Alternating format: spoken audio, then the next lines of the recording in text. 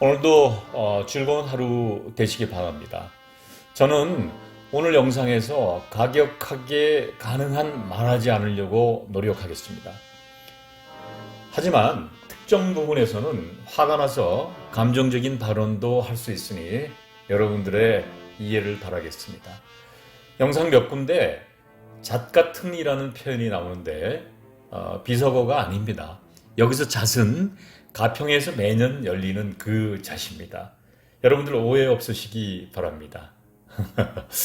그리고 이 영상을 통해서 기독교 자체를 부정하는 것이 아닙니다. 기독교의 정체성은 예수의 사랑과 희생, 이것이 기독교의 본질이며 정체성입니다. 성경에 나오는 모든 것들이 역사서이며 현실에 기반하여 쓰여진 것입니다. 이런 주옥 같은 베스트셀러는 아마도 더 이상 지구상에 존재하지 않을 것입니다. 많은 사람들이 성경을 읽고 긍휼이라는 것을 배우기 시작했고, 이웃을 사랑하고 제대로 기도하는 법을 배우기 시작했습니다. 그리고 예수님의 뜻에 따라 많은 기독교인들이 헌신과 구제와 사랑과 전도에 힘써왔고, 그 결과 기독교는 지구상 최대 신도들을 가지게 된 종교로 자리에 존재하게 됩니다. 이렇게 훌륭하고 또 사람이 살면서 해야 될 일과 하지 말아야 할 것들을 명확하게 알려주고 있고, 성경에 나오는 것처럼 한다면 이 세상에 분쟁이라는 단어는 존재조차 하지 않을 것입니다. 그런데 말입니다. 죄송합니다. 김상중 씨. 개 같은 목사들은 이러한 기독교 정신을 배교하고 또 부정하고 자기식으로 변질시켜서 하나님을 욕되게 하고 있는 것입니다. 그 중심에 정강훈이라는 사람이 있습니다. 사실 저는 개인적으로 정강훈인지 이 사람이 사람인지 아닌지 확인해 보지도 않았습니다. 별로 가치가 없다고 느껴졌어요.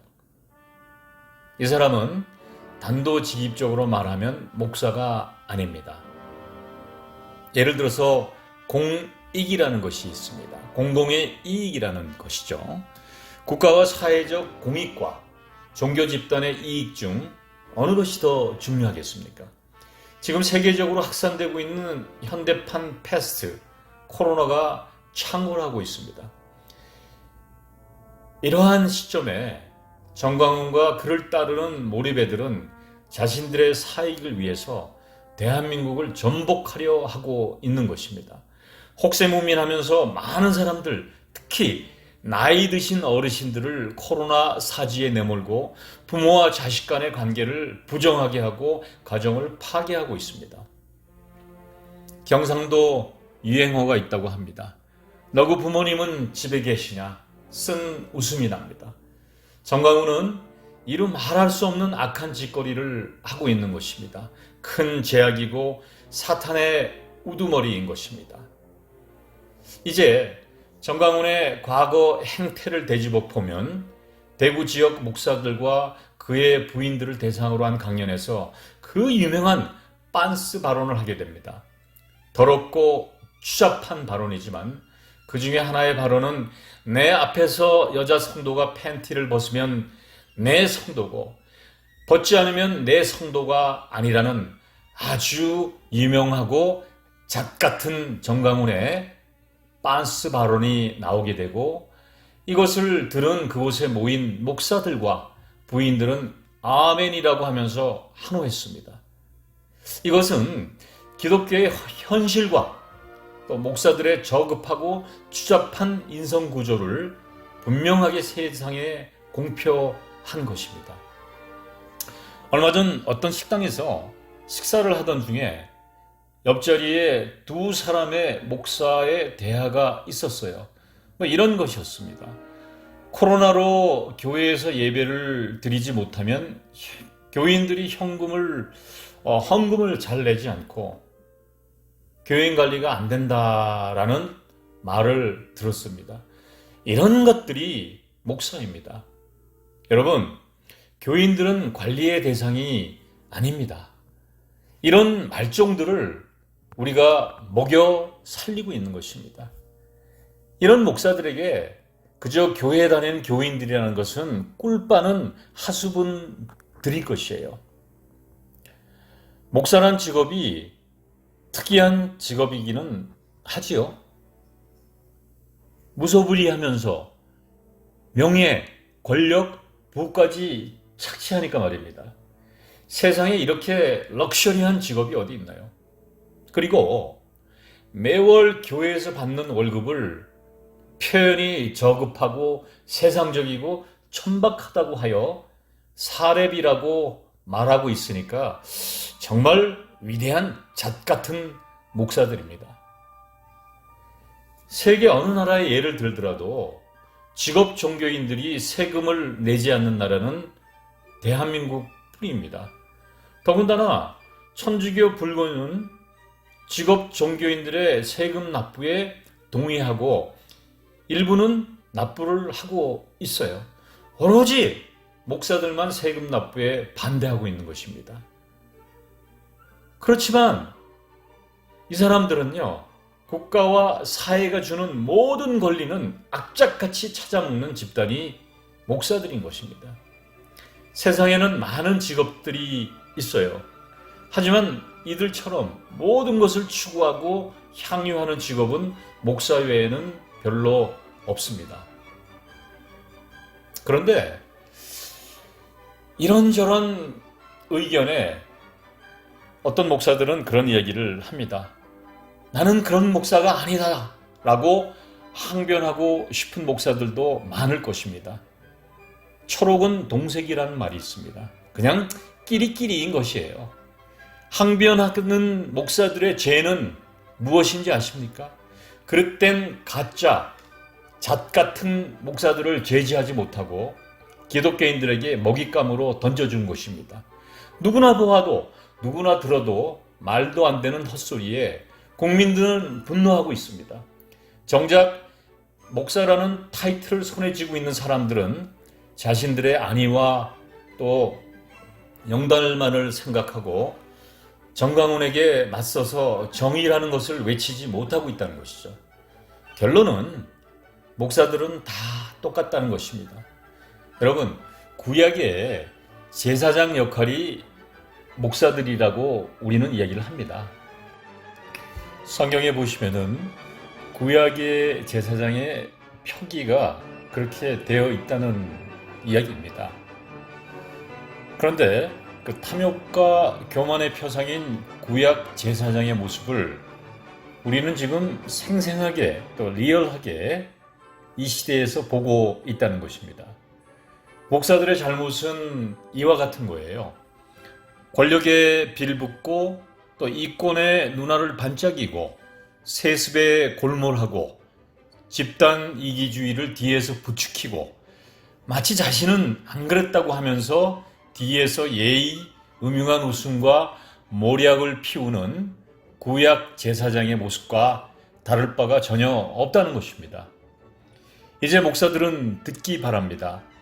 더 이상 다니면서 나는 목사요 라고 말하지 말기 바랍니다. 목사라고 말하고 싶은 사람들은 본인들이 목사답게 정의와 헌신을 통해서 거듭났을 때 나는 목사라고 당당히 세상에 외치기 바랍니다. 불의에 침묵하는 것도 죄악입니다. 지금 대한민국에서는요, 목사라고 하면 많은 사람들이 사기꾼이라고 말합니다. 한마디로 노력하지 않고 무의도식하는 건달인 것입니다. 거짓과 위선의 허울을 이제 벗고 하나님 앞에 다시 born again 하기를 예수님은 기다리고 있다는 것입니다. 666이 성경에서는 사탄의 표식이라고 합니다. 분명 666은 목사들로 인해서 시작될 것이고 이 세상의 환난과 기독교인들이 멸시받고 천대받는 이 현상들은 분명 목사들의 책임입니다. 낮은 곳에 계시는 예수님을 더 이상 누더기로 만신창이로 만들지 말기를 바랍니다. 그리고 중요한 것은 신약은 만민 제사장이라고 이야기합니다. 주의 종이 목사의 전유물이 아니라고 분명히 기록되어 있어요. 구약의 제사장에게는 일정한 역할을 주었고 신약은 모든 성도들에게 주의 종이라는 자격을 주었다는 것입니다. 이 영상을 보고 주의 종에게 대적하면 천벌을 받는다고 말하는 잣 같은 목사가 있을 것입니다. 그런 잣 같은 목사는 성경을 다시 읽기 바랍니다. 참 그 잣이 맛있는데요. 그쵸? 어릴 적에 천막부흥회라는 것이 있었습니다. 아마 기억하시는 분들 기억하실 거예요. 이 부흥회를 하는 목사가 설교단 위에서 소리를 지르고 단상을 치면은 말이죠. 단상 밑에서 파란불, 빨간불, 무지개 불빛이 반짝반짝 거리면서 장례는 그야말로 흥분의 도가니였습니다. 그러나 세월이 지나 이제 어른이 되고 보니까 그 모든 것은 사기였습니다. 그런데 그런 사기꾼들은 이제 대한민국을 대표하는 목사들로 옷을 바꾸어 입고 있습니다. 그 결과 지금의 대한민국을 어지럽게 하는 종자들이 온통 목사들인 것입니다. 세상을 혼탁하게 하고 병들게 하는 중심에는 어김없이 목사들이 있습니다. 흔히들 저희들은 지랄 발광이라고 얘기를 합니다. 이 지랄 발광이라는 것은 혼란스러움을 지혜로 바로잡아 인생을 빛나게 한다는 뜻이라고 이야기를 하는데요. 또 다른 의미로는 이런 의미도 있더라고요. 제대로 알지도 못하면서 다 아는 것처럼 미친 듯이 주변에다 고약한 짓을 하는 행위를 지랄 발광이라고 이야기를 합니다. 목사들은 듣기 바랍니다. 내가 전자의 지랄 발광, 혼란스러움을 지혜로 바로잡아 하나님의 말씀을 제대로 증거하는 인생을 빛나게 하는 목사인지 아니면은 후자의 지랄 발광처럼 제대로 알지 못하면서 다 아는 것처럼 미친 듯이 주변에 고약한 짓을 하는 행위를 할 것인지. 오늘날 기독교가 일반인들에게 지탄을 받는 가장 큰 이유는 무식한 목사와 무식한 교인들 때문입니다. 한국에 3대 종교가 있습니다. 천주교, 불교. 물론 불교는 일부에서는 불교가 종교가 아니고 철학적 성격이 강하다고 하는 사람들이 있습니다. 이 3대 종교 중에서 천주교, 불교, 또 기독교 이 3대 종교 중에서요. 목사가 되는 과정이 가장 쉽습니다. 지나친 표현일지는 모르겠지만은 많은 사람들이 그렇게 생각해요. 그냥 개나 소나 목사라는 것입니다. 가짜 신학교가 득실거리는 대한민국. 그들이 배출한 가짜 목사들이 차고 넘치는 게 현실이에요. 소위 대형교회 목사들도 가짜 신학교, 무인가 신학교를 나와서 이후 신분 세탁을 한 놈들이 한두 놈이 아닙니다. 통계에 의하면 목사들의 학력과 사회적인 경험이 전반적으로 떨어진다고 해요. 다른 말로 표현하면 그만큼 지식적인 부분과 공동체에 대한 인식과 사회성, 소통성이 부재하다는 뜻이기도 합니다. 이제 대한민국의 국민들은 더 이상 기독교에 대해서 신랄 같은 희망도 버릴 것입니다.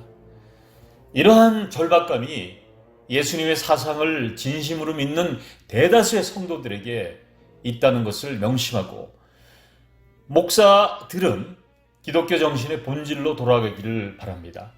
그것이 예수님과 역사 앞에 재짓지 않는 것입니다.